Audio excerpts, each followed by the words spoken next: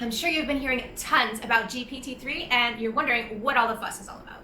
Well, in today's quick video, you're going to get 3 real-life examples of GPT-3 produced content, as well as a demonstration on how to use a GPT-3 tool, and some great rules of thumb if you decide you want to use GPT-3 to safely 10 times increase your content production rates. For the very best data leadership and business building advice, be sure to subscribe to my channel and hit the bell icon to be notified when a new episode drops each week.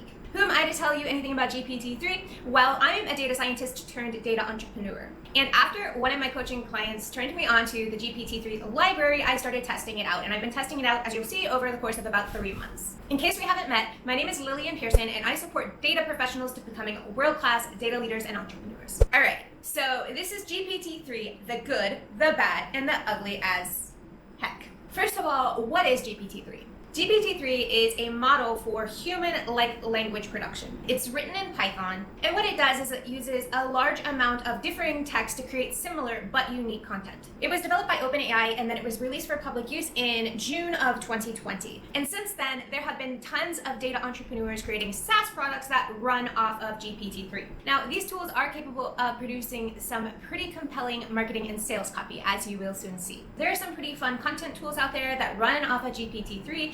I have mostly done my experimentation in a tool called Writesonic. Now, Writesonic's main competitor is a company called Copy.ai, and so just to create this video, I went ahead and tested out that tool as well. The one thing that I really like about Copy.ai is they took the time to put up a disclaimer to help warn users that, that there is a risk implied with using their software. If you go into Writesonic, you'll see that there's no real user guidelines, which can cause people to put their brand at pretty significant risk, as you're about to see. But real quick, I'd like to hear from you about what your thoughts are so far on GPT-3 in general. Knowing that the content that GPT-3 produces is 100% unique and can pass all sorts of copywriting tests, do you feel like in general GPT-3 is an ethical tool, or do you feel like we should be putting up warning flags? All right, let's start with the good first. I'm gonna throw up a little demonstration I created where GPT-3 actually did a pretty good job creating some unique marketing copy. So I wanted to show you really quickly how simple it can be to use this tool to generate product descriptions. So if you look over inside of Writesonic, you can see this is a product description generator, and I just put in the name of the product, which in this case it's just a free quiz, and then fun 45-second quiz is what the type is. Now, they even give you the example here, so you know what to put where. And then product characteristics was simply, it's as easy to get these as just going over to your product or to your sales page and then copying and pasting, the features and benefits.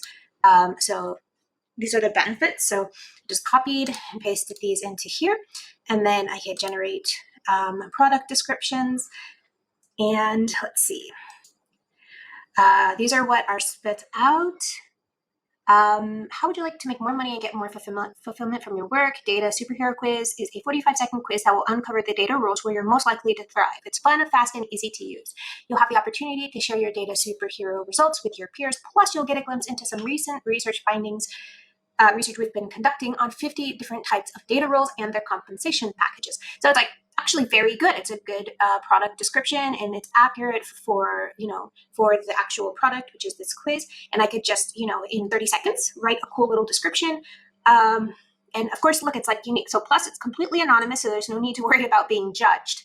We built this quiz with recent research findings of different types of data roles and respective compensation packages. So it's even suggesting benefits that I hadn't thought of about this quiz and stuff like that. So for generating product descriptions, and even for it's really good for generating product descriptions. I tried creating some ad copy with this tool, and it kind of came out more like a product description than ad copy, because ad copy should be more compelling. But still, if you look at what I actually wrote with my own little fingers here for the Discover Your Inner Data Superhero, I literally paid for this quiz. I paid $50 for templates that teach you how to write really good product descriptions and stuff. And this is what I came up with. I don't think it's as good as the one that machine generated. So discover your inner data superhero. Most of the time, customized advice is all you need to achieve both your dream salary and the satisfaction that you great from your data career. In our fun 45-second data career path quiz, you'll uncover your inner data superhero type and get personalized data career recommendations that directly align with your unique combination of data skills, personality, and passions. Take the quiz today. So I'm not sure that I like that one better than the one that the machine generated for me in 30 seconds. And this one probably took me 10 or 15 minutes of like learning and figuring out how to do it on my own. So that's a pretty good, that's a good testimonial for this software. But let's also look at some of the total failures that can be had with relying on GPT-3 for content generation. Oh, and if you want to take that data superhero quiz, I will link to it in the description below and leave that to you. Now, let's take a look at some of the bad content produced by GPT-3. Unfortunately, GPT-3 is not as great at generating content if it doesn't have the context directly from you. So I tried playing around with its article writing mode, which is still in beta. But what I found is that you give it an outline and an introduction, and then it returns a bunch of content that like technically it may be correct if it was put together in the right way, but it's not going to have the context that it needs for your specific audience. And so it's not going to be intelligible. So if I used what GPT-3 gave me as a script for something like a YouTube video, then I would go on and say something like, what is marketing mix modeling? If you have been in marketing for a while, you undoubtedly have heard of MMM, which doesn't add any value. The next part is, this approach is used to get an accurate representation of your markets. That's what it does. That's not what it is. What it does, it discovers holes, functions. It covers top three functions of mixed market modeling include X, Y, and Z thing, but none of that is actually saying what is market mix modeling.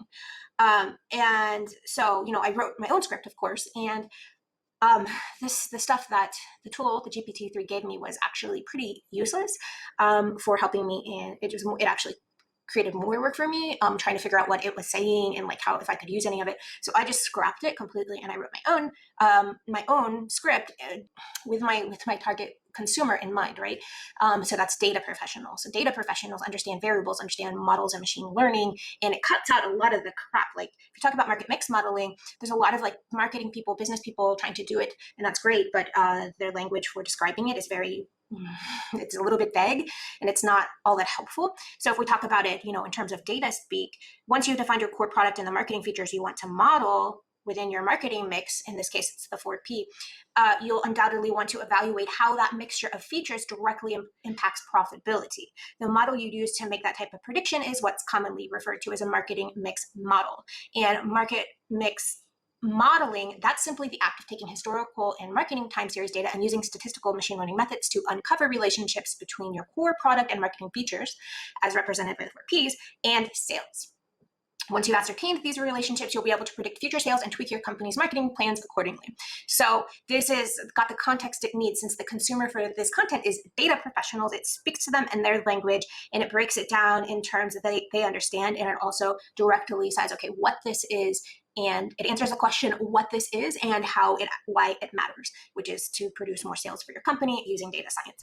Now, all of the GPT-3 tools that have sprung up off of the OpenAI API access are, of course, SaaS products, but there are actually a lot better business models for getting profitable fast in a data business. I cover all 5 of those in my video on the 5 very best business models for data entrepreneurs. I'll be sure to link to that in the description below if you'd like to check it out. Oh yeah, and we'll put it in the cards in this video as well. Now, let's take a look at the catastrophic GPT-3 failure that is just waiting in the lurch for some of its more unwitting users. If you try out GPT-3 for content creation, I need to warn you about some things, some steps that you should put into place to protect your brand and your credibility as a data professional or as a data entrepreneur. So you always, no matter how much input you've given the machine, you need to check the output. Is it factually correct? Does it make sense in light of your audience, in the context that you're actually presenting this information? Does it actually make sense? And then, honestly, for anything related to research, online research and stuff like that, article writing, I would definitely steer clear of using GPT-3 because usually the information is garbled and out of context, and then sometimes it is just totally freaking wrong. And so if you were to use that and publish that type of content through your brand, it's going to make you look really bad. So if we look here at this one here, GPT-3 generated this. It says, what are the obligations of a data processor, which of course, that obligation is to process the data on behalf of the data controller. But what has GPT-3 came up with? The data protection officer, which is a role that the person is saying it's responsible for knowing what data has been collected and what to do with it and stuff like that. So that's more along the lines of data controller. It's like this information is just completely wrong and it's conflated. So what are the obligations of a data processor? That this is not the answer to that question, and it just basically brings up a totally different point that is related. But if you were to go and try and use this as content like that you wrote, you would sound really bad. So this is the ugly as heck, thing that can happen if you were to use GPT-3 to generate, say, blog post for you or something like that. So I would heavily warn against that, and always just be sure to double check everything that it gives you. Give it a lot of information, put a lot of information into the machine and not too much. So GPT-3 is really great for just small paragraphs where you give it all of the input and it rewrites it in ways that are compelling. That's nice. But anything with long form content, I would stay away from that. I wouldn't touch it with a million-mile pole. So ultimately, do I recommend trying out GPT-3 to decrease your content development time? Yes, but. Now, this is definitely a big but. I would like to recommend some rules of thumb and safety guidelines for you to use in order to make sure that you're protecting your brand integrity and the quality of the content you produce. Rule number 1, be careful. GPT-3 is going to produce a ton of content for you, and you really, really have to pick and choose between what it offers you. You definitely need to make sure that the content is factually correct and that the tool has not conflated issues. Rule number 2, personalize it. Whatever content that GPT-3 gives you, you need to improve on it and add to it, and be sure to personalize it for what you've got going inside your brand and what you know about your customers. In all honesty, if I was to rely on GPT-3 for anything, it would be more of a content research tool, because you really, really, really cannot trust the content that it creates in terms of factual correctness and if it actually makes sense given your readers and its lack of context. Which brings me to rule number 3, which is if you use GPT-3, make sure to add context. No one on this planet needs more random information. We all need more meaning. And so while GPT-3 can produce content that it can essentially pass, the Turing test in that people might believe that a human had written that content, it's not able to create meaning. It's not able to add the context readers need in order to create meaning in their lives, to take actions based on that information. So it kind of adds to the noise, which is something all of us online content creators should be trying to avoid at all costs. So if you use GPT-3